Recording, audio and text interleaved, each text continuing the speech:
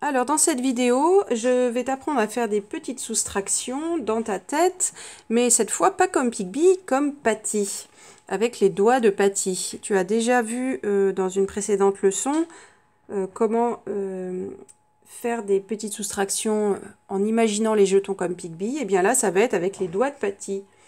Donc, par exemple, on va prendre 11 moins 3. Donc, je l'écris ici. 11 moins 3. Alors, Patty, tu te souviens, ses doigts, ils sont comme ça. Avec le 3 et le 8 qui sont un peu plus grands. Un espace entre le 5 et le 6. Un espace après le 10e. 11, je sais que c'est 10 et encore un. Et là, je dois cacher les doigts de Patty. Je dois en cacher 3. Donc, j'en cache, ça n'a pas d'importance. D'abord 1 et encore 2, parce que je sais que 3, c'est 1 et encore 2. Et là, je vois tout de suite combien il m'en reste. Il m'en reste 5 ici, 3 ici, 5 et 3, je sais que c'est 8. 11 moins 3 égale 8. Alors, je te montre un autre exemple. On va calculer cette fois-ci 15 moins 6.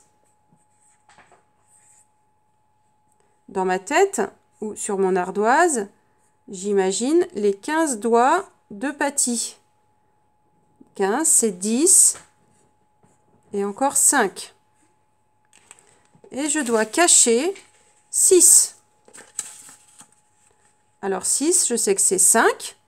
Hop. Et encore 1. Hop. Qu'est-ce qu'il me reste? Il me reste 5 et 4.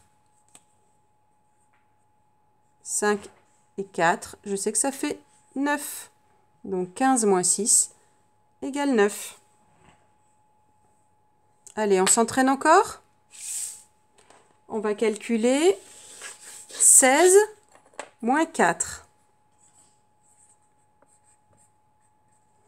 Je dessine comme Patty les 16 doigts. 16, je sais que c'est 10. Et encore 6. Donc là, j'ai 10 et 6. Et je dois en cacher 4. Alors, j'en cache déjà 1. 4, c'est 1 plus 3. Donc, je dois encore en cacher 3. 1, 2, 3. Combien est-ce qu'il m'en reste? Eh bien là, je vois tout de suite que j'en ai 10. Et encore 2. Il m'en reste 12. Tu as compris comment faire ces petites soustractions avec les doigts de Patty? Tu vois, c'est une autre technique.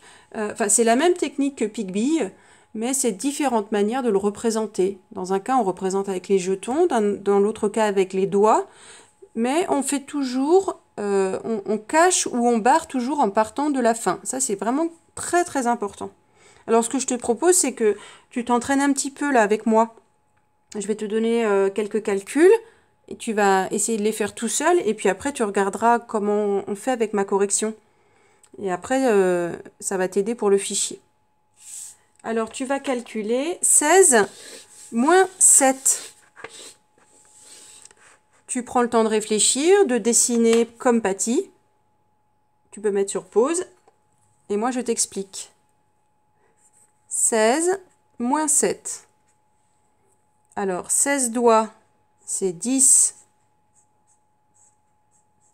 Et encore 6. Et 6, c'est 5 et 1. Je dois en cacher 7. Alors, j'en cache là un tout seul.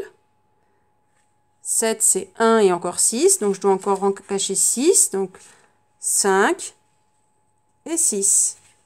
Combien est-ce qu'il m'en reste? Là, il m'en reste 5. Là, il m'en reste 4. Donc, il m'en reste 9. Bravo si tu avais trouvé ça. Allez, on s'entraîne encore.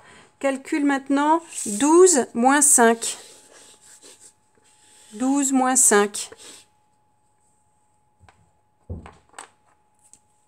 Alors, 12 moins 5. Je dessine mes 12 doigts. 12, c'est 10. Et encore 2. Et je dois cacher 5 doigts. 5, c'est 2, ici. Et encore 3. 1, 2, 3. Combien est-ce qu'il m'en reste? 5. Et ici 2. Ça fait 7. 12 moins 5 égale 7. Maintenant, tu calcules 13 moins 4.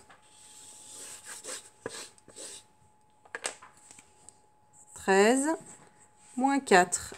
Allez, on dessine les 13 doigts.